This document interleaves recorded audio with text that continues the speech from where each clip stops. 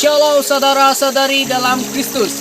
Pada video kali ini saya Joshua akan bawa kita dalam satu sharing, yaitu yang bertemakan di saat badai Yesus besertaku. Di saat badai bergelora, ku akan terbang bersamamu. Ya, di saat badai Yesus besertaku, tema kita kali ini. Apakah badai yang dimaksudkan atau yang saya mau sampaikan kali ini?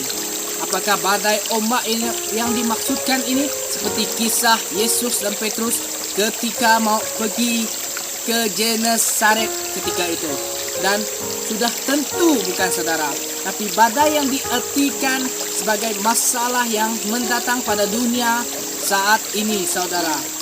Contoh-contohnya saudara, masalah yang pertama adalah pekerjaan. Kedua, hubungan keluarga, kawan-kawan, suami istri ataupun pasangan hidup. Ketiga, keuangan. Keempat, ataupun sebagainya masalah yang di sekeliling kita.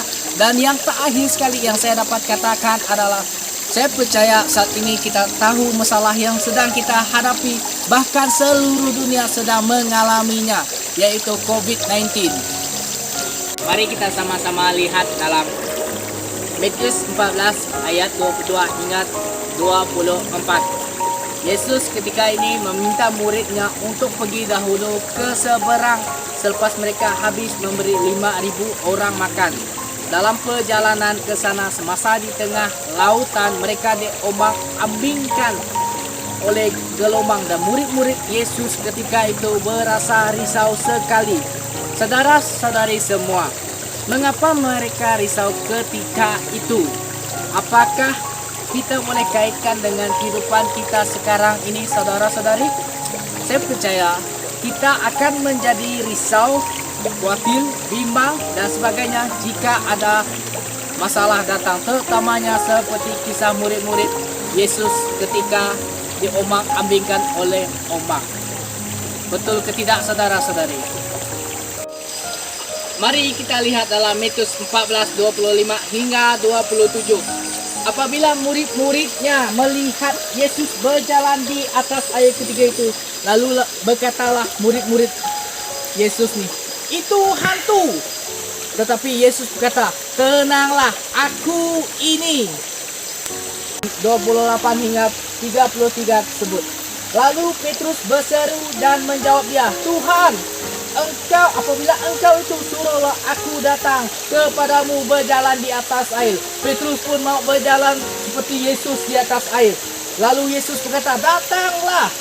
Tetapi bila Petrus merasakan ada tiupan angin, takutlah ia dan mulailah tenggelam si Petrus ini. Lalu berteriak, Tuhan, tolonglah aku. Segera Yesus mengulurkan tangannya dan memegang dia dan berkata, hai orang yang kurang percaya. Murid si Yesus pun dia kurang percaya dengan Yesus. Dan mengapakah engkau bimbang? Lalu mereka naik ke perahu dan angin pun redalah. Dan orang-orang yang ada di perahu ketika itu menyembah dia, katanya, sesungguhnya engkaulah anak Allah. Apakah yang kita boleh perolehi daripada kisah murid-murid Yesus dan Yesus semasa mereka berada di tengah lautan? Ketika mereka mengalami badai, Yesus ada bersama mereka. Poin yang saya pertama adalah, jangan pernah khawatir, risau, takut ataupun bimbang, karena Allah selalu beserta kita. Allah itu Immanuel.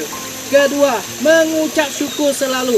Dalam 1 Korintus 1 ayat 4 berkata, aku senantiasa mengucap syukur kepada Allahku karena kamu atas kasih karunia Allah yang dianugerahkannya kepada kamu dalam Kristus Yesus.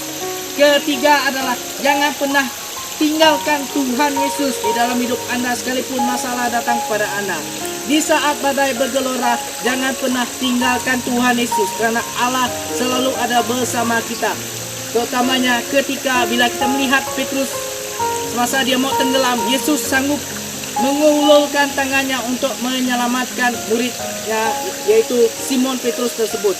Oleh itu saudara-saudari, jangan pernah tinggalkan Tuhan Yesus dalam hidup kita. Walaupun sekalipun badai itu menepa, masalah sama ada masalah itu berat ke tidak, serahkan kekhawatiran itu kepada Allah, karena Allah selalu mendengar setiap doa kita.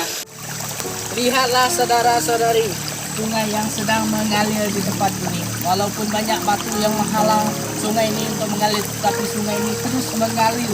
Begitu juga kehidupan kita sekarang ini saudara-saudari. Walau banyak apapun masalah datang kepada kita, jangan pernah tinggalkan Tuhan Yesus. Karena Tuhan Yesus kita sungguh baik dalam kehidupan kita. Oke saudara-saudari, sekian saja video perkongsian pada kali ini. Semoga Anda yang menyaksikan video perkongsian kali ini diberkati dengan berlimpah-limpah. Shalom and God bless you all.